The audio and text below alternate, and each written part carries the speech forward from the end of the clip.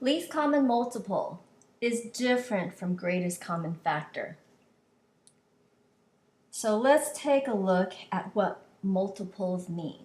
So if we use our same numbers 16 and 20, let's see, what are the multiples of 16? Multiples of 16 are numbers such as if you multiply 16 times 1, you get 16. That's your first multiple of 16. 16 times 2 is 32, your second multiple. 16 times 3 is 48. 16 times 4, 64. 16 times 5 is 80. 16 times 6, we get 96, and so forth. These are your multiples of 16. Multiples of 16. Now let's find the multiples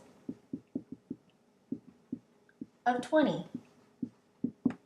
Multiples of 20, 20 times 1 is 20. 20 times 2 is 40.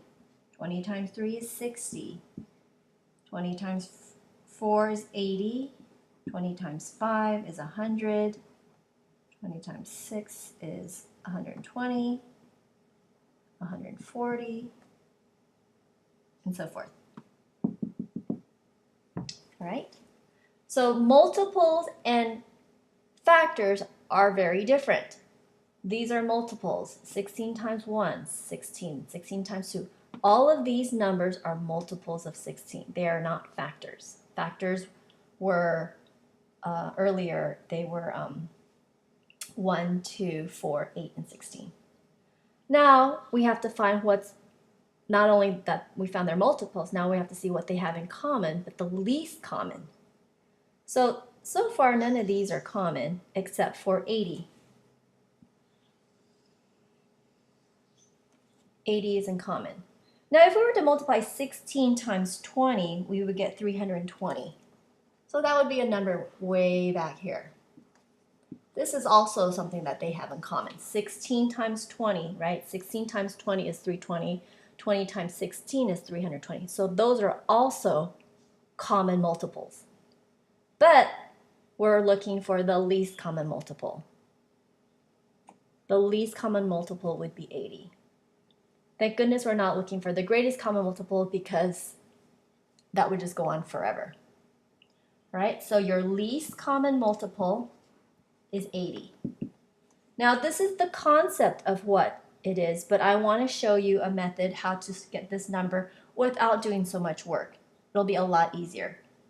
Now if you recall, we were doing this in the last video for the greatest common factor.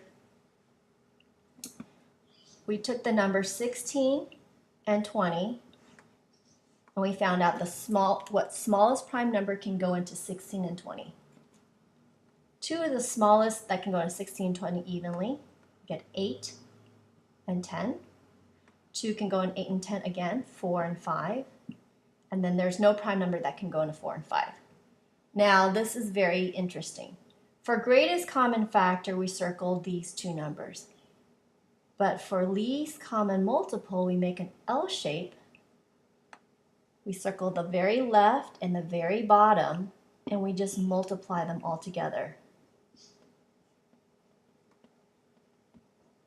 And if you multiply that together, 2 times 2 is 4, 4 times 4 is 16, 16 times 5 is 80. And again, we just found our least common multiple with as little effort as possible. It's still important to understand the concept of what least common multiple is, but here's a much faster way to find the LCM. You just choose the smallest prime number that can go into 16 and 20, then divide it into 16 and 20, you get 8 and 10. Then what's the smallest prime number to go into 8 and 10? 2. Divide 2 into 8, you get 4. 2 into 10, you get 5. And then you're going to circle an L shape. The very left numbers and the very bottom numbers. Multiply that together and you're going to get your LCM. Okay, make sure you review the video on least common multiple and greatest common factor. And in our next video, I'm going to work with much larger numbers to find the LCM and GCF.